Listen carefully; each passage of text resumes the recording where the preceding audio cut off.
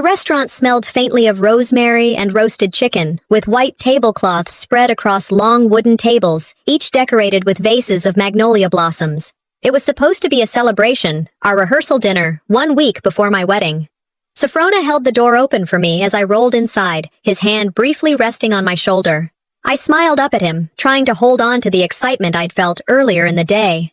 Yet the moment I saw my parents at the far end of the room, greeting relatives like hosts at a gala, my stomach tightened. My mother, Valmai, waved as though she'd spotted an acquaintance rather than her daughter. My father, Alifair, nodded with that politician's smile he wore so easily. "There she is," he announced loudly, before pivoting back to a cousin who'd just walked in. I knew that tone, half acknowledgement, half dismissal. A server, clearly taking cues from my mother, led us not to the center of the room where my sister Alethea was already surrounded by relatives, but to a side table near the corner. "Here will be more comfortable," my mother called, her voice dripping with false concern. Comfortable? It was isolation dressed up as kindness. I glanced at Safrona. He leaned closer and whispered, "Ignore it. Tonight is about us." I nodded, though inside I thought, they've already decided tonight isn't mine at all. The atmosphere was polished, glasses clinking, silverware shining under the chandelier. But beneath it all, I could feel the quiet current of tension, like the hum of a machine you only notice when the room falls silent. Halfway through the first course, my father stood, tapping his glass. "Before we continue, I'd like to honor someone very special," he said. For a moment, my heart lifted. Finally, recognition. Then he turned toward Alethea. "Her birthday is nearly here, and what better time to celebrate her accomplishments? A thriving PR career, her charm, her beauty, she has made us proud beyond words." The room erupted in applause. Alethea lowered her head modestly, as if the attention embarrassed her. I knew better. She loved the spotlight. She'd learned to bask in it while I learned to survive its absence. Not a word about me, not a mention that this was supposed to be my night, the week before my wedding. I forced my lips into what must have looked like a polite smile, though inside my jaw ached from clenching. I caught Safrona's eyes. He shifted uncomfortably, his hand tightening around mine under the table. "It's not right," he murmured. "It felt," I whispered back, "like my wedding has already been rewritten as her birthday party." That was the cruelty. Subtle, but cutting. In Southern families, birthdays and milestones often blur into communal celebrations. But taking over your daughter's rehearsal dinner? That wasn't tradition. That was theft. Later, as plates were cleared, another small humiliation arrived, wrapped in laughter. A waiter mistakenly placed an extra glass in front of me, thinking my spot was empty. A cousin chuckled. "Guess we thought this was an open seat." My mother smoothed it over with a breezy laugh. "Oh, she won't mind." I leaned close to Safrona and whispered, "Do you see it? They erase me without even saying a word." He gave my hand a quick squeeze. "I see it," he said quietly. "But let's not let them win tonight." I appreciated his attempt, but it wasn't about winning or losing. It was about being acknowledged as real. Sitting there, it felt like I was becoming invisible in my own story. And invisibility is its own kind of violence. After dinner, we drove to my parents' home for coffee and dessert. The house smelled of cinnamon and polished wood. Guests spread out across the living room, some wandering toward the wide hallway lined with family photos.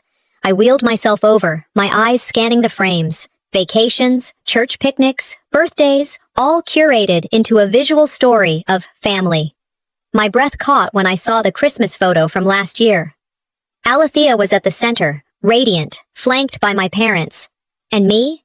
Cropped at the edge, half of my face visible, my chair cut off as though it cluttered the picture. "That's such a good picture of the family," my mother commented as she passed, balancing a tray of coffee cups. She didn't even glance at me. I stared at the photo. This wasn't careless framing. It was deliberate, symbolic. I wasn't the centerpiece. I was the afterthought, the footnote in their story. In American homes, family photo walls are shrines, proof of belonging. Being cut out wasn't an accident. It was an erasure. I rolled back into the living room, anger simmering under my skin. Safrona noticed and leaned down. "What is it?" "Nothing new," I said tightly. "Just another reminder." He crouched slightly so our eyes met. We'll have our moment. Don't let them steal it from you." His words were kind, but inside, a storm gathered. I remembered a line I once read. "The worst loneliness is not being alone, but being forgotten by those who should remember you." This wasn't new, it was a pattern. Tonight was just another chapter in a story they'd been writing for years, where my role was always reduced, minimized, erased, and I couldn't shake the fear. If they could rewrite tonight, what's to stop them from rewriting the wedding itself? As I wheeled past the wall of photos on my way out, the truth hit me like a chill. They had already begun rewriting my place in this family, and in this marriage. I woke with the heaviness of the previous night pressing against my chest.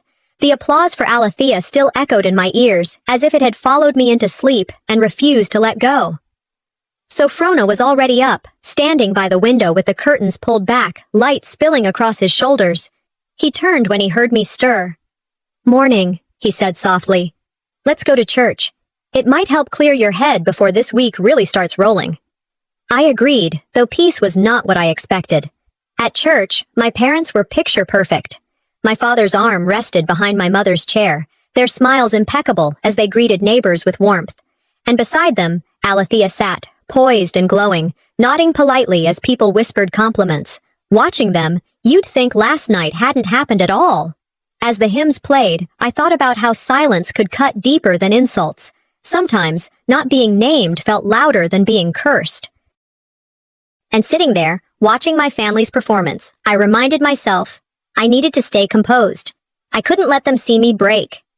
After the service, we moved to the church hall where a brunch buffet was set out. Grits, biscuits, fruit bowls, coffee steaming in large silver urns. As I settled at a table with Sophrona, my friend Lillian slid into the chair beside me. She leaned in, her voice low enough for only me to hear. "Marceline," she said, her tone urgent. "I swear, Alethea was watching Sophrona all night yesterday, and not like a sister should." I forced a small laugh, shaking my head. "You're imagining things. She likes attention, but she wouldn't cross that line." Lillian didn't flinch. "I've seen it before. At the engagement party, she kept finding excuses to sit next to him, touching his sleeve when she made a point, leaning in too close. People notice these things, even if you try to ignore them." Her words planted themselves like seeds of unease. I tried to brush them aside, but they burrowed deeper. I thought of the saying, "Comparison is the thief of joy." Yet in my family, comparison wasn't just theft. It was a weapon. I nodded slowly. "Maybe you're right. My biggest fear isn't outsiders questioning me. It's my own family rewriting my story while I'm still living it." Lillian gave my hand a squeeze. "Don't let them." I offered a small smile, but the knot in my stomach only tightened. The brunch continued with the easy chatter of relatives. A cousin leaned across the table, grinning. "Everyone's waiting to see Alethea as a bride one day. She'll look like a queen." The table erupted with laughter. My father nodded approvingly, his eyes shining as though the thought pleased him. No one looked in my direction. I lifted my coffee cup, sipping slowly, hiding behind the steam. How do you fight a battle where your absence is celebrated more than your presence? Sophrona, sensing the weight of my silence, placed his hand firmly over mine under the table. The gesture anchored me. "You're the one I'm here for," he whispered. I gave a faint smile, but inside, bitterness gnawed at me. As I set my cup down, a family friend approached, cheerful but careless. "Oh!" she exclaimed, looking between Sophrona and Alethea. "I thought Alethea was the bride. She looks radiant next to him." The air shifted instantly. Conversations faltered, forks paused mid-air. A few gasps broke the quiet. Alethea lowered her eyes, feigning embarrassment. "Oh no," she said softly, her voice sweet. "It's Marceline's big day." My parents chuckled as though it were a harmless mistake. "People do get confused," my mother added with a smile. My chest tightened, heat rushing into my face. That wasn't a mistake. It was a mirror reflecting what they secretly wished. I steadied my voice, refusing to let it crack. "Yes," I said firmly. "I am the bride. And I intend to walk into this marriage with more than appearances. I bring strength." The friend stammered an apology, but I'd made my point. Sophrona's eyes met mine, pride flashing there. My words weren't loud, but they drew a line. When brunch ended and guests began drifting toward the exit, I caught Safrona's glance, his brow furrowed. Once we were alone in the hallway, he finally said it. "That comment bothered me too," he admitted. I nodded, my voice steady. "It's not about dresses or looks. It's about respect. I won't let them erase me, not in whispers, not in jokes, and not in careless questions." He touched my arm gently. "I know, and I won't let them either." I believed him. But as we walked to the car, I couldn't shake the sting. In America, public embarrassment lingers like a stain. It doesn't wash out quickly, and I knew with certainty this week hadn't yet drawn its sharpest knives. If yesterday erased me, today tried to replace me, and I feared tomorrow would demand I surrender altogether. 2 days after the brunch, Sofrona drove me downtown to a boutique tucked between brick storefronts and shaded by moss-draped oaks. The air carried the damp sweetness of Charleston in spring, that mix of sea breeze and blooming azaleas. Inside, the shop smelled faintly of lavender and starch, with satin and lace draped across every corner. Light filtered softly through gauzy curtains, making the place feel like a sanctuary built for transformation. I should have felt excitement. This was my final fitting, a milestone for any bride. Instead, I felt the weight of footsteps behind me. Alethea had insisted she come to support me, her words syrupy, her smile poised. But support from my sister never came without strings. The seamstress, a kind woman named Mrs. Harlan, greeted me warmly. "You chose beautifully," she said, brushing her hand across the gown that hung waiting. Then her eyes flicked toward Alethea, who hovered behind me, almost like a shadow. I smiled at Mrs. Harlan and murmured, "Support can feel an awful lot like surveillance when it comes from family." She chuckled politely, but I wasn't joking. Inside the fitting room, Mrs. Harlan helped me into the gown. Sofrona waited outside, flipping through his phone, probably reading emails to distract himself from the anticipation. The gown was ivory satin, simple yet dignified, with delicate embroidery across the bodice. When I turned toward the mirror, what I saw wasn't fragility. It was strength. Despite the chair beneath me, I felt regal. For once, I saw myself without filters of comparison. "You carry yourself like a queen," Mrs. Harlan said warmly. The words touched me more than I expected. It wasn't the fabric or the sparkle. It was being seen. But then Alethea's voice floated through the curtain. "It's beautiful," she said, pausing before adding, "though maybe too heavy for you. Shame if it tires you out." The seamstress's smile faltered. Mine froze into something polite, but inside, a slow burn began. When Mrs. Harlan stepped away to fetch a few accessories, the silence was thick. That's when Alethea slipped into one of the boutique's sample gowns, a glittering champagne-colored piece. She tugged it on quickly, smoothing it over her curves. Then she positioned herself next to me in front of the long mirror, tilting her chin just so, as though posing for her own bridal portrait. For a moment, I felt my lungs tighten. She looked radiant, confident, standing tall, towering above me. Around us, a few shoppers glanced over, whispering to each other. One even smiled at her, mistaking her for the bride. This wasn't insecurity. This was intrusion. I spoke evenly, keeping my voice calm. "You enjoy playing dress-up with my life, don't you?" Alethea turned, smiling sweetly, her voice like honey hiding the sting of vinegar. "I just wanted to see how it feels. Don't be dramatic." That phrase, "don't be dramatic." How many times had I heard it in this family? It was their way of silencing me, of making me question whether the insult was real or imagined.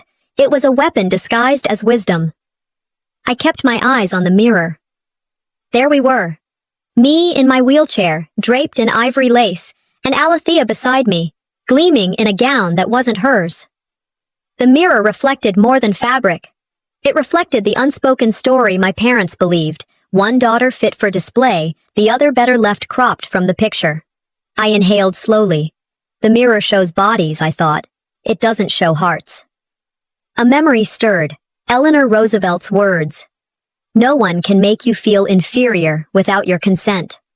I straightened in my chair, lifted my chin, and let my gaze settle firmly on my reflection. She would not replace me, not in this mirror, not in this life. I rolled forward, positioning myself squarely in the middle of the mirror, forcing her reflection to shift aside. "You can wear the dress, Alethea," I told her quietly, but with steel in my voice.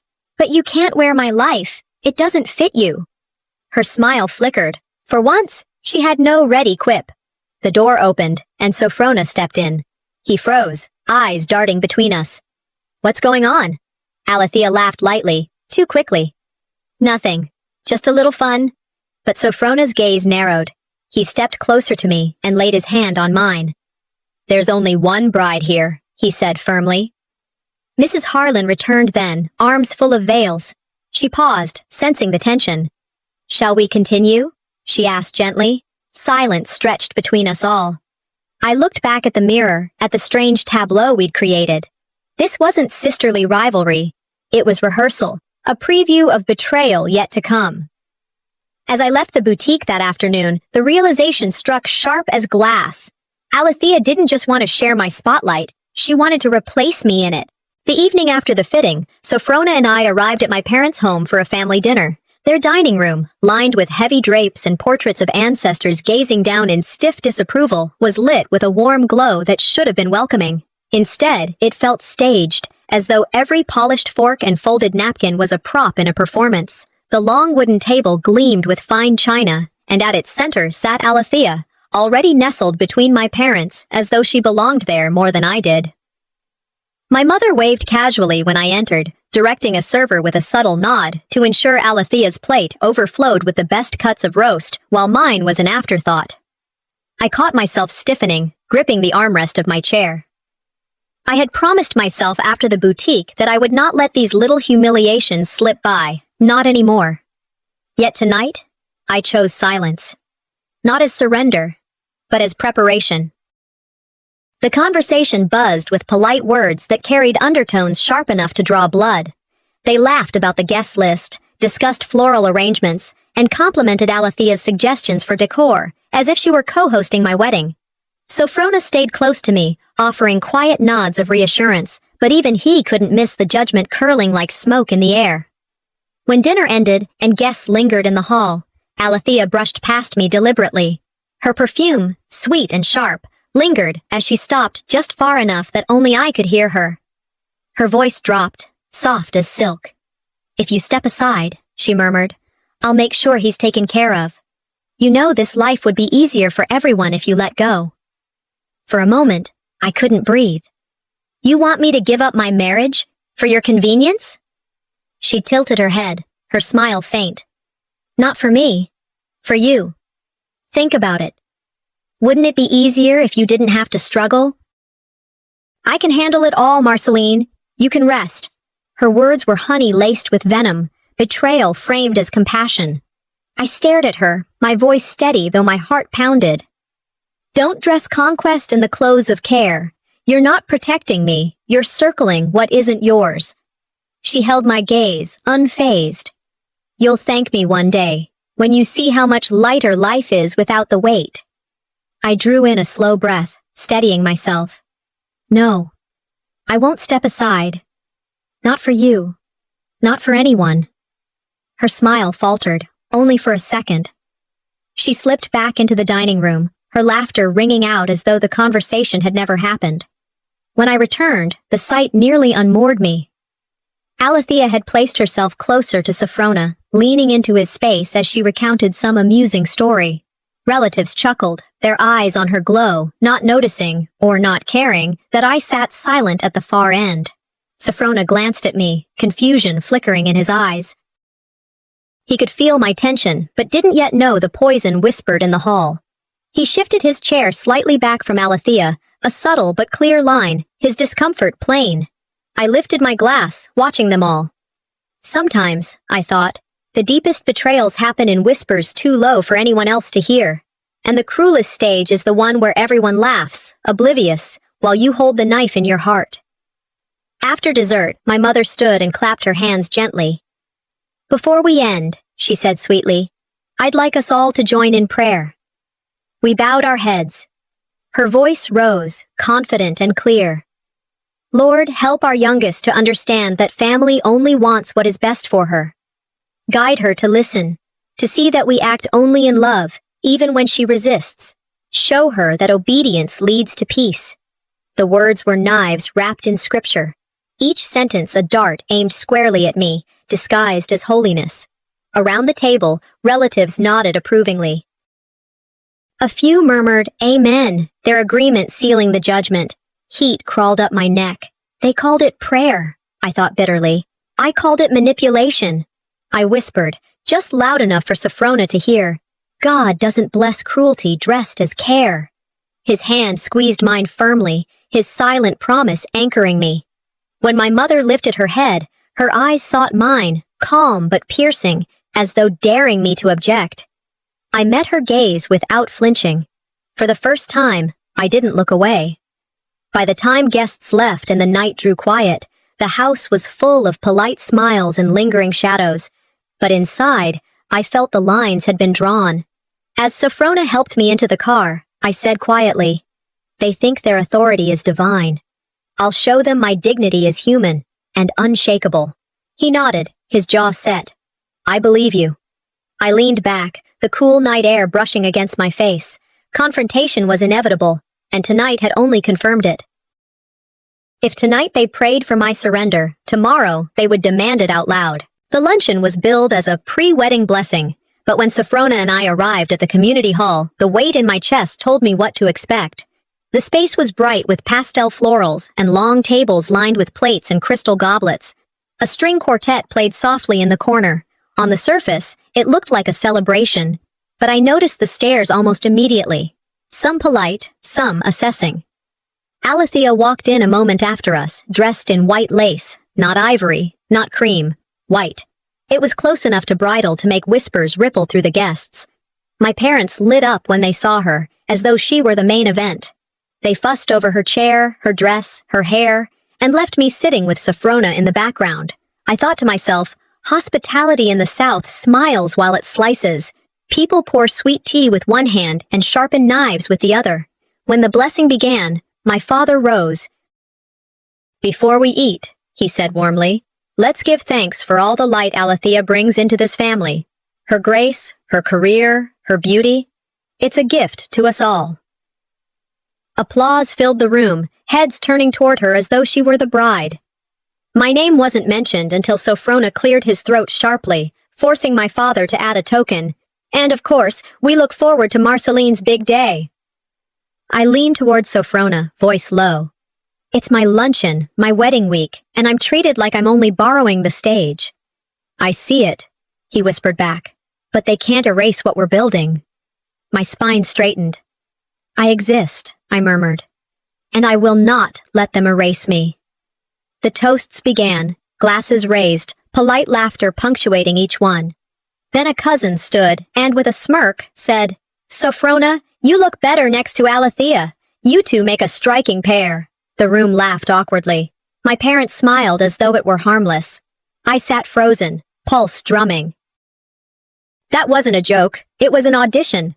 Sophrona's jaw clenched, his hand tightening around mine under the table. He didn't laugh. That silence was its own declaration. I thought of how Southern families often disguise cruelty as humor. The joke isn't to entertain. It's to test the waters, to see how much humiliation someone can swallow without spitting it back. When the plates were cleared, my father raised his glass again, this time his voice carrying a heavier weight. "Truthfully," he said, smiling broadly, "Sophrona suits Alethea more. But we support this union regardless." The room gasped, and then silence fell like a curtain. Alethea lowered her eyes in mock embarrassment, but I saw the gleam behind them. My mother reached across the table, patting my hand. "Don't take it the wrong way, dear." I steadied my voice, calm but firm. The wrong way. There was no right way to be told my husband belonged to my sister. I lifted my glass, meeting the eyes of the guests. Respectfully, I chose him, and he chose me. Marriage isn't a family arrangement, it's a vow. Sophrona rose beside me, his voice clear. "That's right. I chose Marceline. Not despite anything, because of everything she is." The hush lingered, then a few scattered nods broke the tension. But the wound had been cut in public view, and I knew it would scar. When the luncheon ended, whispers followed us out the door. Sophrona helped me into the car, his face set in lines of anger and regret. "I should have spoken sooner," he said. I shook my head. "No, we'll speak when it matters most. Let them underestimate me." I stared out the window as we drove away, reflections of magnolia trees flickering past. This was no longer subtle exclusion. It was open assault on my dignity.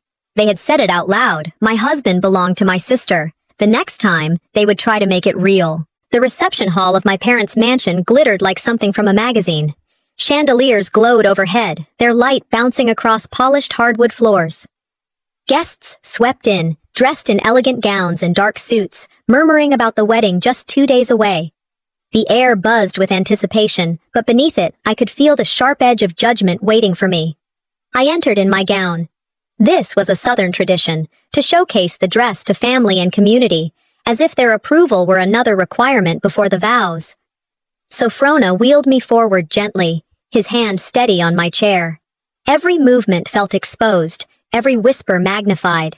And at the front, my parents stood like hosts at a gala, with Alethea at their side, radiant in another pale dress that mimicked bridal white. I told myself, these events aren't blessings, they're trials dressed in lace. As I moved further into the ballroom, my mother's voice rang out, pitched high enough for all to hear. "It's a shame," she said, her smile fixed. "Such a beautiful dress wasted in a chair. No one will even see it properly." Laughter flickered across the room, some chuckles awkward, others nodding in quiet agreement. A few guests looked away, embarrassed but unwilling to speak. Her words landed like stones. I had braced myself for judgment, but not for mockery carved into the middle of my moment. I steadied my voice, even as my chest ached. "The dress isn't wasted. It was made for me, and I will wear it with pride." Valmai tilted her head, her cold smile never faltering. "Don't be defensive, darling. It's just reality." "No," I thought, staring at her. "You call it reality. I call it cruelty, wrapped in casual words." Southern gatherings thrived on comments like that. Half-truths slipped into public air, where silence became agreement. And here, silence reigned. The humiliation hung heavy. Guests shifted uncomfortably, but no one spoke in my defense. My father clinked his glass, his deep laugh cutting through the awkwardness. All right, he said, redirecting the attention. "Let's not dwell. Let's hear from Alethea." The crowd brightened, relieved to change focus. My sister launched into an easy story about her latest work project, her voice smooth, her gestures confident. Everyone leaned in, laughing at her jokes, while I sat silent, the ache of my mother's words lodged in my ribs. Sophrona leaned down and whispered, "Don't let them take your dignity." I nodded faintly, but inside, the loneliness pressed in, hard. There's no sting sharper than being humiliated in public while everyone else pretends it didn't happen. Later, during the mingling, Alethea glided across the room. She wore her confidence like a veil, polished and purposeful. She stopped by Sophrona, placing her hand lightly on his arm.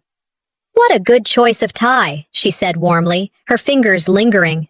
The intimacy of it wasn't lost on anyone nearby. Guests noticed, some raising their brows, but none said a word. I moved closer, my voice calm but firm. "Hands off, Alethea. He's my fiancé, not your accessory." She laughed, soft and sweet. "Relax, Marceline. I was only complimenting him. Can't I say something nice without being accused of—" "Of what?" I interrupted, still calm. "Trying on lives that don't belong to you?"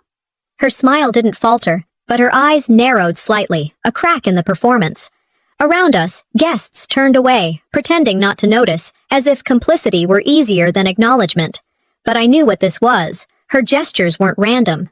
They were staged performances, rehearsed steps to plant doubt, to make people imagine a pairing that wasn't hers to claim. This wasn't about affection, I thought. It was about replacement. The night dragged on with polite chatter, but beneath it, the tension burned like an ember under velvet.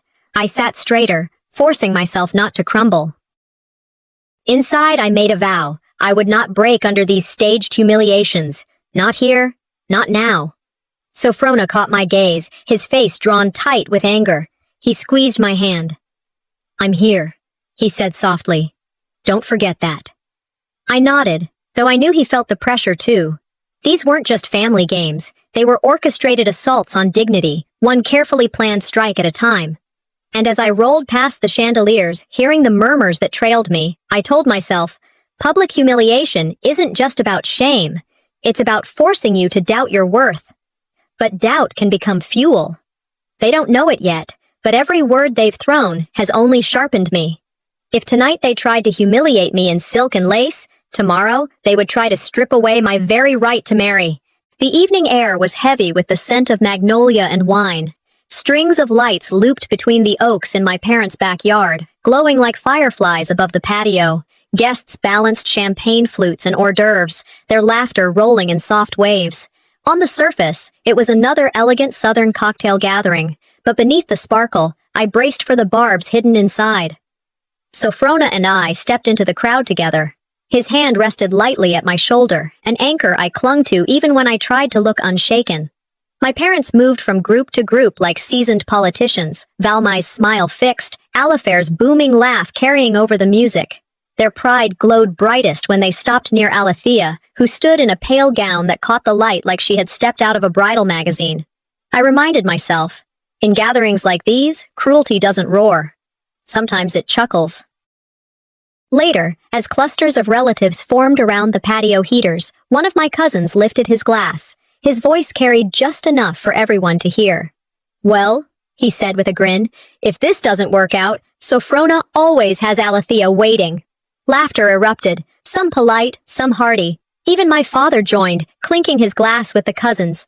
The words sliced deeper than if he'd cursed me outright. My blood pounded in my ears, but my voice came out cold and composed.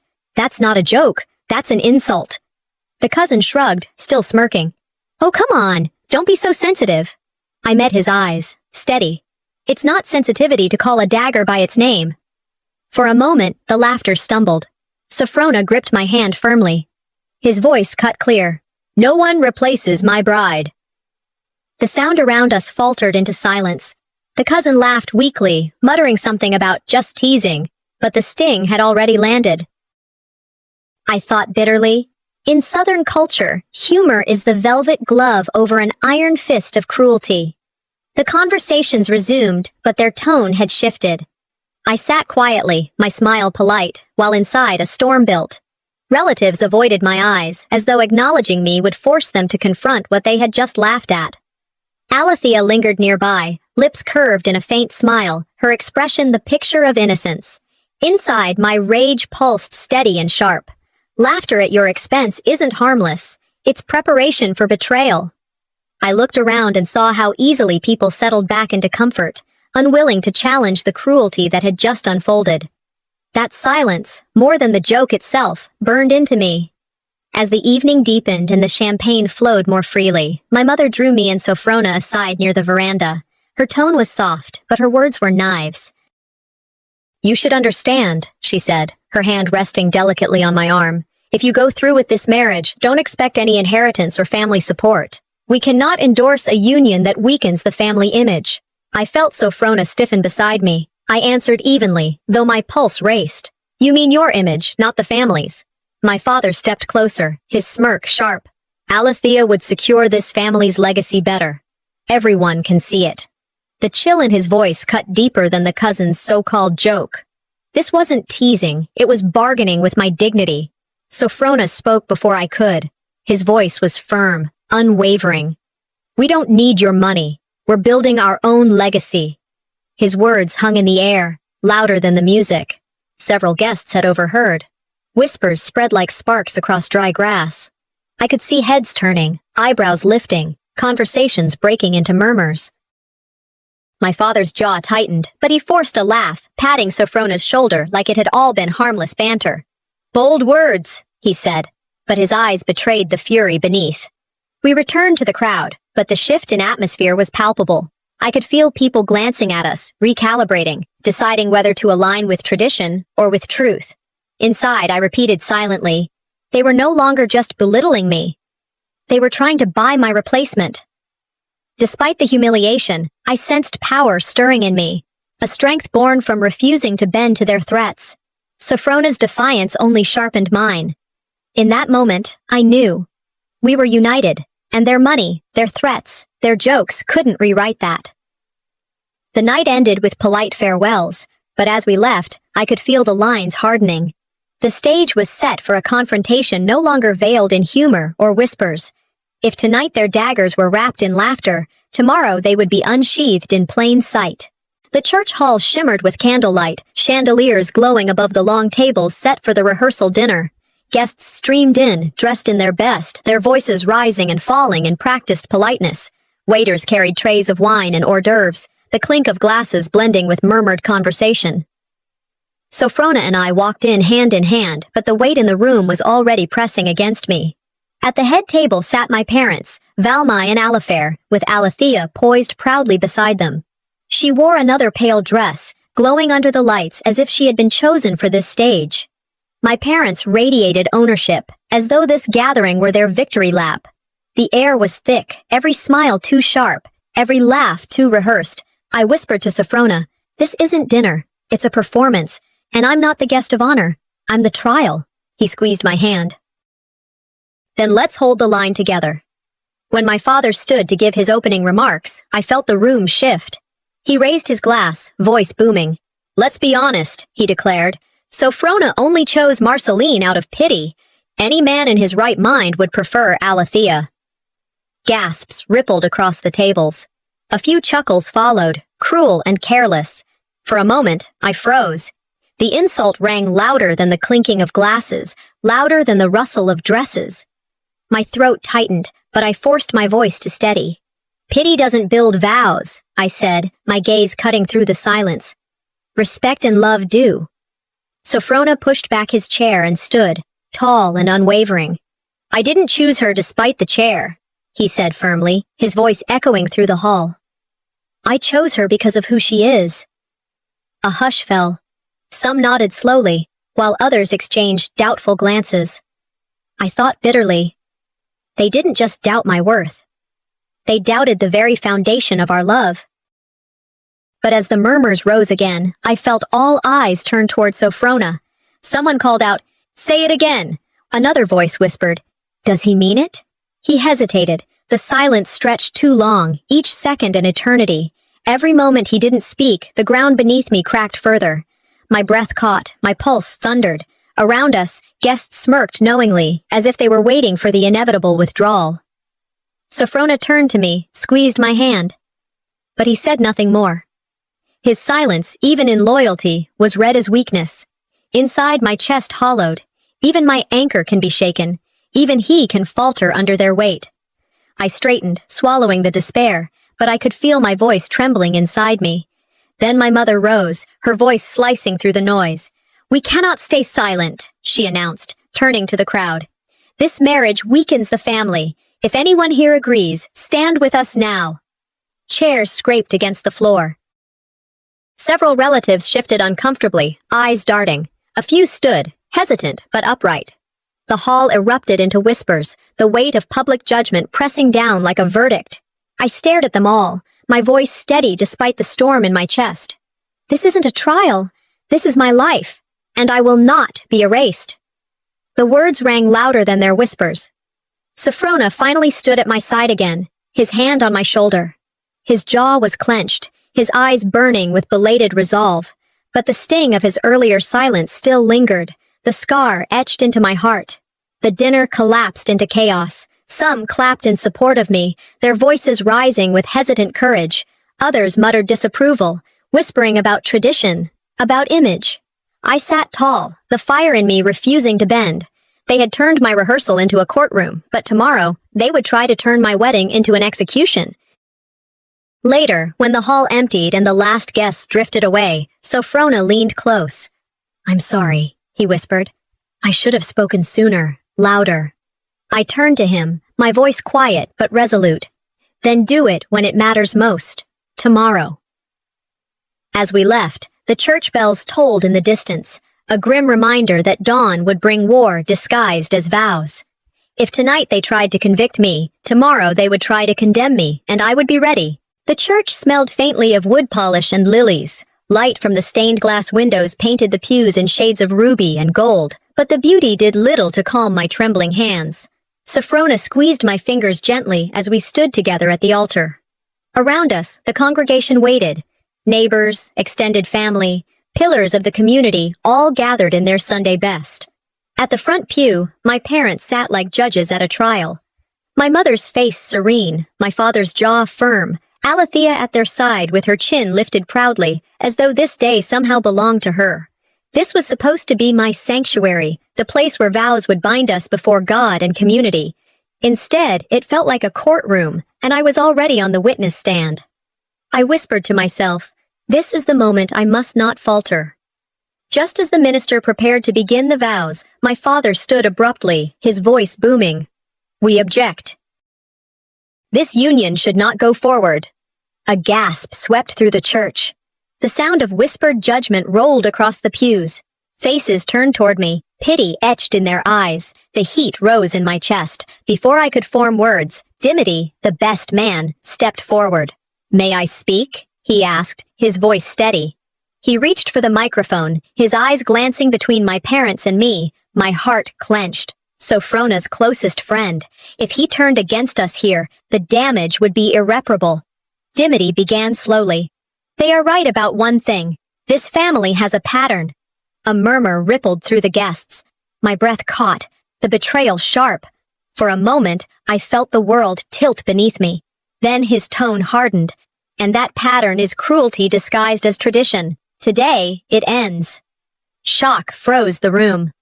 Heads swiveled from him to my parents, confusion spreading. For the first time all morning, the attention shifted away from me. Dimity's voice grew stronger as he stepped toward the front. "This isn't the first time they've sabotaged love in the name of honor. Years ago, when Marceline's brother wanted to marry, they declared his bride unworthy because she was a single mother. They shamed her until he walked away, forced into estrangement." Gasps erupted. Guests leaned in, whispers scattering like sparks. Dimity pointed gently but firmly toward my parents. "This isn't about protecting family dignity. It's about control." My mother stiffened, her eyes icy, lips pressed thin. My father shifted, adjusting his tie, but his face was pale. I stood taller, feeling strength swell inside me. It wasn't my trial anymore. It was theirs. Sophrona's hand tightened around mine. He stood straighter beside me, his jaw set. His silence no longer felt like weakness. It was solidarity. The congregation's whispers grew louder. "Did you know about this?" one woman hissed to her husband. "All these years?" Dimity's words cut through the rising storm. "Family secrets, once hidden, are now bare before all of you." And in that moment, the weight I had carried for so long lifted, just slightly. Before anyone else could speak, another voice rose from the pews. An older woman stood, adjusting her glasses. My breath caught. I recognized her. Mrs. Hill, my high school English teacher, someone I hadn't seen in years. "I have to say something," she declared. The congregation fell silent, all eyes on her. I watched Marceline fight harder in life than any student I ever taught. She is no burden. She is the strongest woman I know. Her voice wavered with emotion, but her gaze was clear. If anyone doubts her worth, they doubt the truth itself. The silence stretched, and then came a low murmur of agreement. Guests nodded, some even clapping softly. For the first time, the voices defending me came not from my bloodline, but from those who had simply witnessed my life. Tears pricked my eyes. Sometimes the most powerful support doesn't come from family, but from those who saw your worth when family refused to. I turned back toward my parents. They sat stiffly, my father's hand clenched on his knee, my mother's face carved in stone. And beside them, Alethea's composure cracked. The smile she had worn all morning faded, her knuckles white as she gripped her clutch. The whispers spread like fire through dry grass. "So it's true?" one guest muttered. "How many times have they done this?" For once, their silence condemned them, not me. I could feel it. The authority they had carried all my life was slipping, their pedestal crumbling beneath them. But even as I stood there, chest rising with cautious hope, I saw the storm gathering in Alethea's eyes. She wasn't done. Not yet. The best man had taken the stand, and for the first time, my parents looked like the ones on trial. But the fight wasn't over. It was only shifting to my sister. The church was no longer hushed with reverence. It hummed with restless energy. Dimity's words still hung in the air, and Mrs. Hill's defense of me echoed in the minds of every guest. My parents remained stiff in the front pew, their posture strained with denial, but I saw their hands clenched, knuckles white. Beside them, Alethea sat with her mask firmly in place, her head tilted slightly, lips curved into the practiced smile of a sister trying to look supportive, but her hands trembled in her lap. The silence wasn't peace. It was a fuse waiting to ignite. I could feel it pressing against my chest, urging me to prepare for the blast. Sophrona leaned close, whispering, "Stay strong. Whatever comes next, we face it together."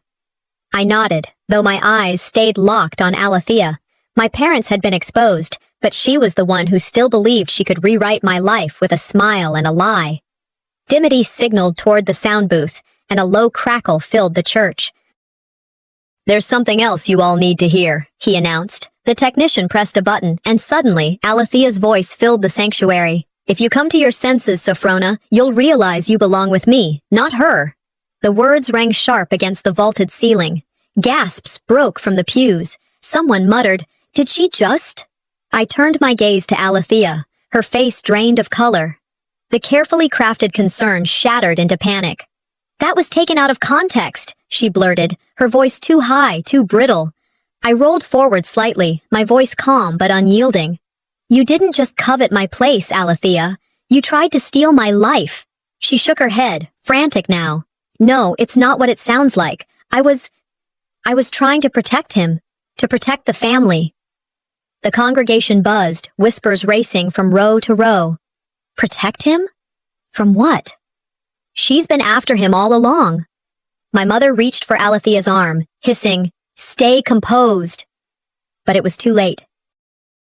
And the mask had slipped, and the truth was already on display. Before the murmurs could drown me out, Sophrona stepped forward. He moved to my side, then lowered himself down onto one knee by my chair before the altar. His hand found mine, his voice strong and steady. "I didn't choose you despite your chair," he said, his eyes locked with mine. "I chose you because of your strength, your fire, your soul. You are the only woman I want standing with me for the rest of my life." The congregation fell into stunned silence. The weight of his words sank deep, cutting through the venom that had been poured into the room. I heard someone sniffle. A guest whispered, "That's love." For years they had called me a burden, a weight to be managed, a shame to be hidden. And in one sentence, Sophrona crowned me his equal. My throat tightened, but I lifted my chin. "Thank you," I whispered back, though the words carried more power than any vow spoken that day. Then it happened. Row by row, people began to stand, not to applaud us, but to abandon the pew where my parents sat. The once crowded front row, a symbol of authority and pride, emptied like sand slipping through fingers. I watched it unfold slowly, deliberately. Aunts and uncles rose quietly and shifted seats. Neighbors avoided my parents' eyes as they slid further back. One by one, the space around Valmy and Alifair became a void. Their power didn't collapse in private.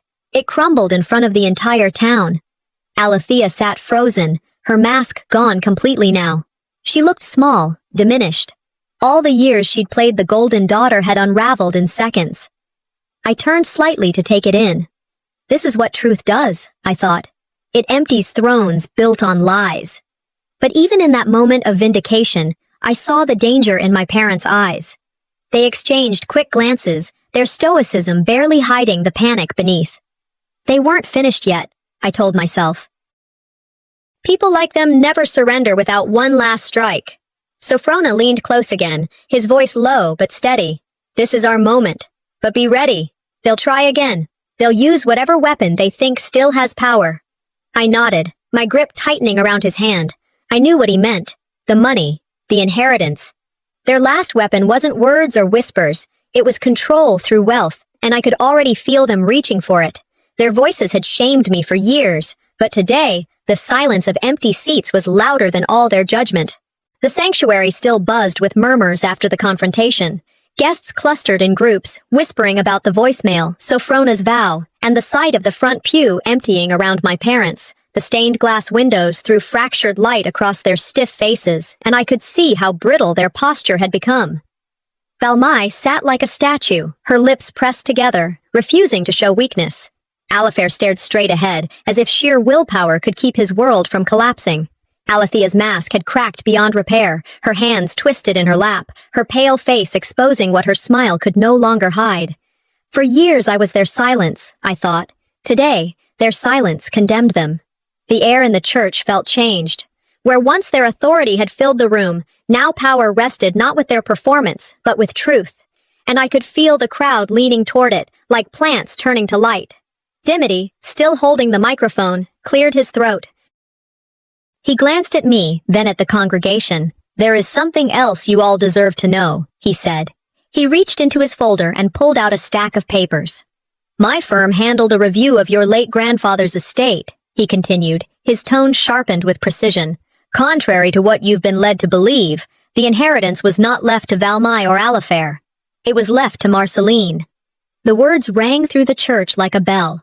Gasps erupted. Heads turned. Whispers shot across the pews. "What?" a relative blurted. "That can't be true." Dimity raised the papers. "The estate was left to her. Your parents withheld it, claiming it was theirs to control. But this document is legal and binding." The blood rushed to my face. I had known they controlled me through shame, through words, but they had also stolen my legacy. It wasn't just dignity they tried to strip from me, I whispered to myself. It was legacy. My mother stood abruptly. "This is a distortion," she declared, her voice trembling despite her attempt at command. "Those papers are misinterpreted. Dimity cut in, his voice even. "No, they are not. Every page is signed and sealed. You knew exactly what you were hiding." Alifair rose next, his bluster louder but hollower. "This is family business.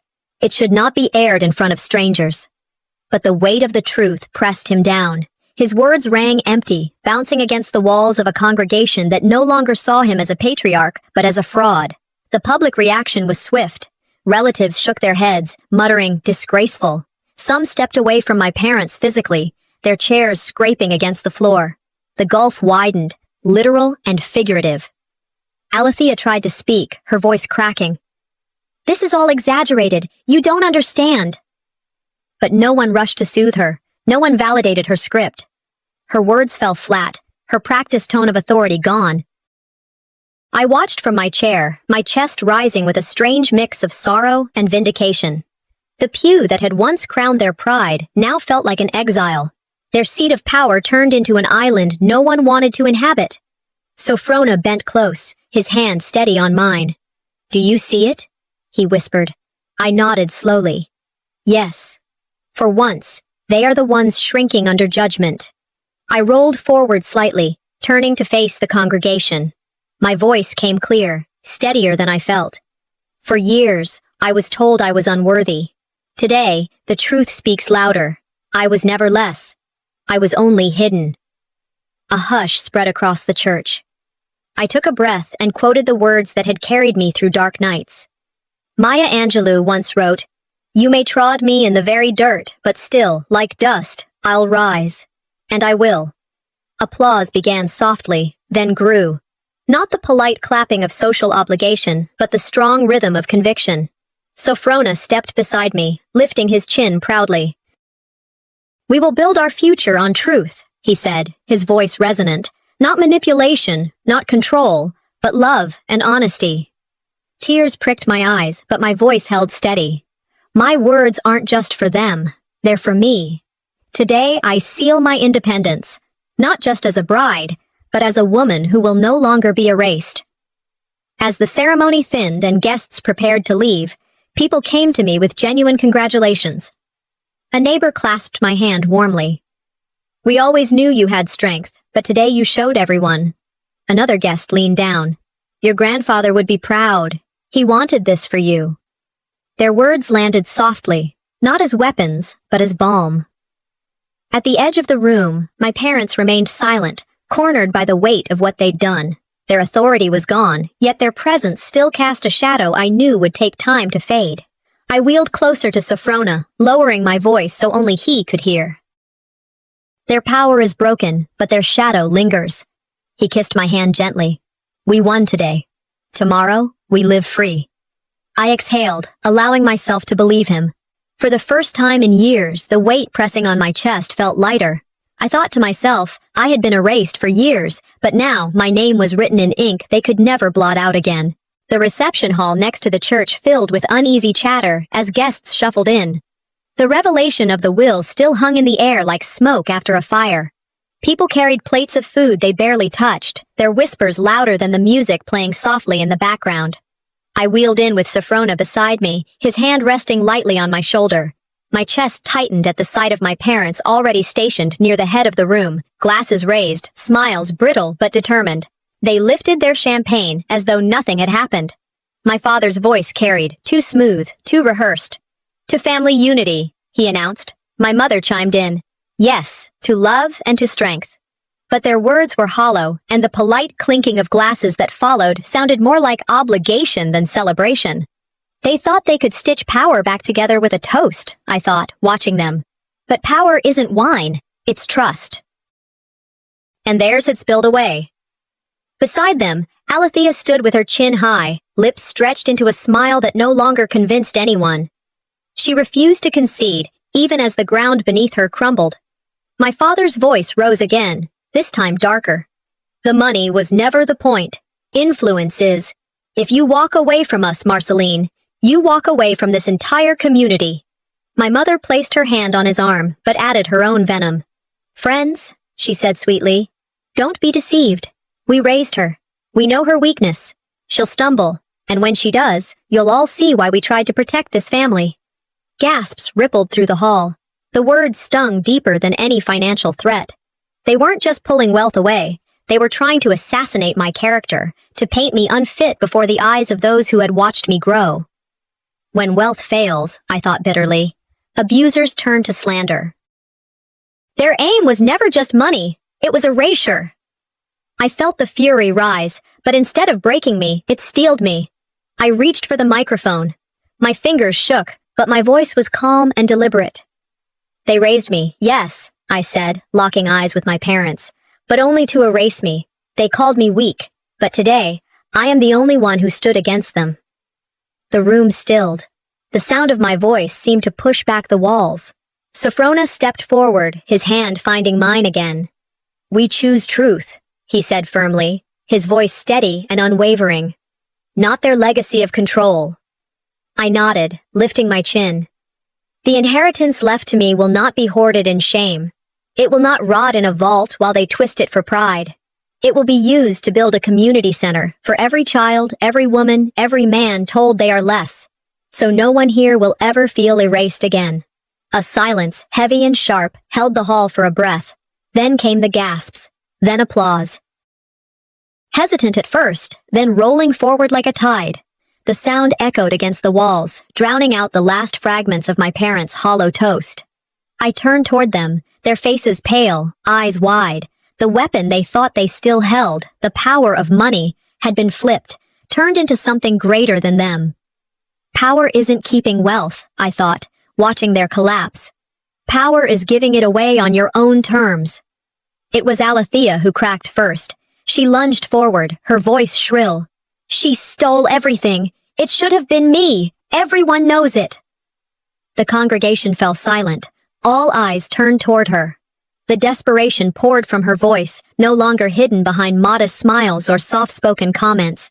For years, she had been their perfect jewel, polished and praised. And tonight, she revealed herself as brittle glass, shattering loudly in front of everyone. People shifted away from her, their gazes hardening. Sympathy that once floated to her effortlessly vanished in a breath. A neighbor shook her head. "Shameful."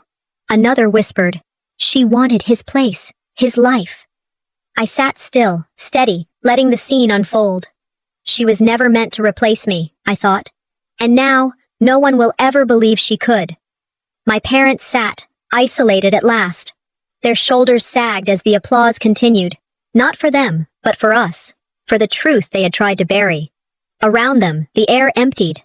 No friends remained, no allies lingered. They tried to erase me, I thought, but erased themselves instead. Sophrona bent close, his voice gentle against my ear. "This is the first day of our life, not theirs." I breathed deeply, my chest lighter than it had been in years. It was a bittersweet triumph, Justice had been served, but scars would remain. I knew healing would take time. Yet for the first time, I wasn't afraid of the shadow they cast. I turned toward the crowd, raising my glass once more. Not in defense, not in desperation, but in declaration. Family didn't make me strong, I said clearly. Their cruelty did, and I rose beyond it. The applause rose again, strong and sure. This time it wrapped around me like armor, not pity. And as Sophrona lifted my hand, smiling with pride, I felt the truth settle deep within me. I walked, or wheeled, into my marriage not as their shadow, but as my own light rising beyond their ruins.